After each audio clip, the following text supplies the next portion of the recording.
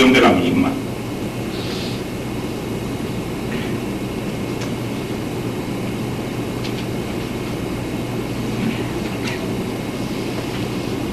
Las sociedades de dos fases,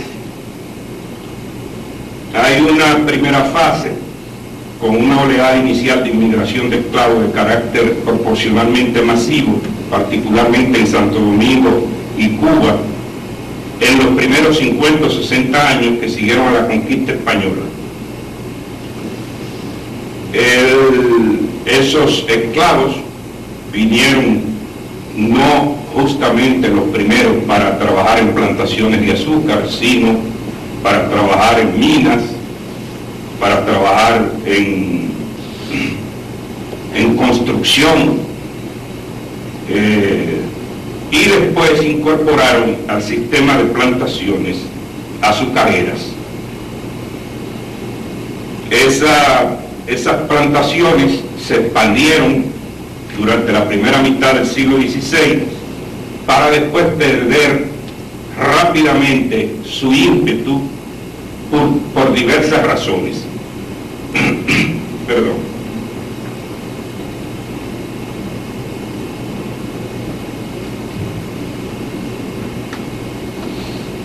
El número de esclavos en estas islas y en este periodo llegó a ser relativamente grande si tomamos en cuenta el decaimiento de la población de colonos. Los censos poblacionales del siglo XVI definen una parte importante de la población como negra o mestiza. Después de la población esclava negra llegó cuando el número de aborígenes era aún relativamente grande. Hubo relaciones entre esas dos poblaciones, numerosas relaciones, variando de dominación a coalición, alzamientos combinados, establecimiento de comunidades cimarronas, etc. Después de 1550, el estancamiento económico permitió a la población rural, con el declive de las plantaciones, dispersarse por las tierras relativamente abundantes que había y convertirse en un estrato de agricultores de subsistencia. Aunque la esclavitud persistió de jure, se mantuvo de facto solamente en las pocas localidades donde los trapiches requerían trabajo forzado.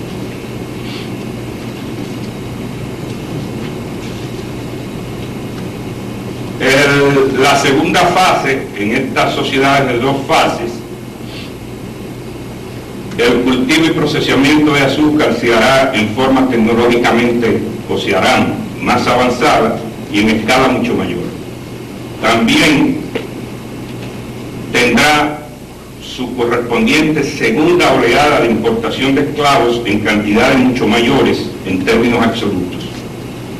Esta segunda fase ocurrió primero en Jamaica, después de su conquista por los británicos a mediados del siglo XVII. La primera fase en Jamaica había sido muy débil. En Cuba, la segunda oleada de importación de esclavos se inició a mediados del siglo XVIII y perduró por el periodo más prolongado de todas las islas hasta muy entrado el siglo XIX. En Puerto Rico comenzó a principios del siglo XX, pero duró poco tiempo, principalmente porque la densidad poblacional permitió modalidades específicas de reclutamiento forzado de mano de obra interna, reduciendo así la importancia de la esclavitud. En República Dominicana la segunda fase no comenzó antes de los años 70 del siglo XIX, es decir, muy tardíamente, cuando la esclavitud incluso ya había sido abolida. La mano de obra que requerían las nuevas plantaciones se reclutó tanto dentro como fuera del país y estuvo basada en trabajo libre de Haití y de las islas vecinas del Caribe, trabajadores libres, principalmente las islas vecinas del Caribe inglés. Este tipo de reclutamiento se hizo posible porque en las islas francesas e inglesas ya había decaído el sistema de plantaciones azucareras. Entonces, naturalmente, están después las sociedades de una fase Esas sociedades de una fase son, como decía, Estados Unidos, Brasil, las Antillas Menores, donde hubo una continua penetración o importación, incorporación de mano de obra esclava a lo largo de mucho tiempo, en algunos casos a lo largo de siglos. Todo esto lo traigo a cuento porque esta zona del Caribe necesita ser estudiada en esas condiciones, con esas exigencias de método, porque las diferencias son muy grandes al interior de la zona. Por eso, el mismo Herting también insiste en desagregar lo que nosotros podemos considerar como presencia cultural africana o africanoide en el Caribe. Para él, en el Caribe, nosotros podemos hablar de africanismos, pero también hay que hablar de rasgos culturales, complejos de rasgos y hasta sistemas enteros pertenecientes a lo que él llama las sociedades negras, que por ser negras no son sociedades africanas propiamente dichas, no generan africanía, sino que generarían, digamos, negritud. Y además de las sociedades negras están las sociedades esclavas. Entonces, esa distinción es extremadamente importante, porque yo puedo hacer estudios de retención de africanismos y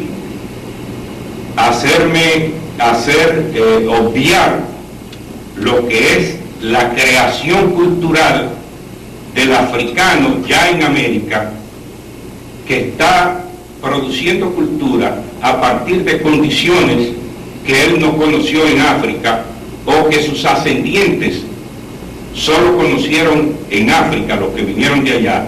Pero, por ejemplo, ese es un aspecto, un punto muy importante desarrollado por Moreno Fraginals, el historiador cubano.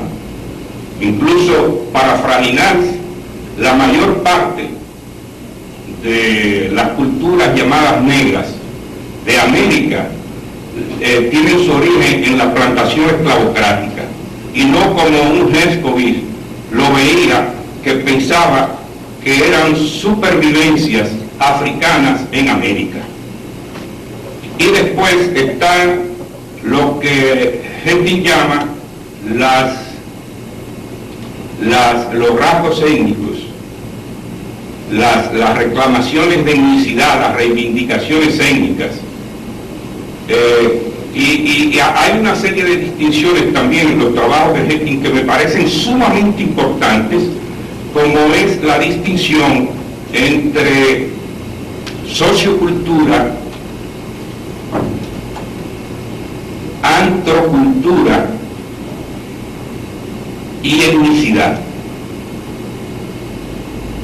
Y eso precisamente una conceptualización nueva, tratando de vincular poder descubrir los aspectos estrictamente culturales, los aspectos sociales y los aspectos de etnicidad, a mí me parece de una novedad, y no sé incluso por qué, no sé, ese aporte de conceptualización de Herting no se conoce más y no se ha difundido más en el marco de los estudios sociológicos e históricos sobre el Caribe. Yo quiero hacer dos puntualizaciones más antes de terminar. una referida al nivel también que llamé de realidad inmanente, que es por ejemplo el caso del cuento oral que estudio, donde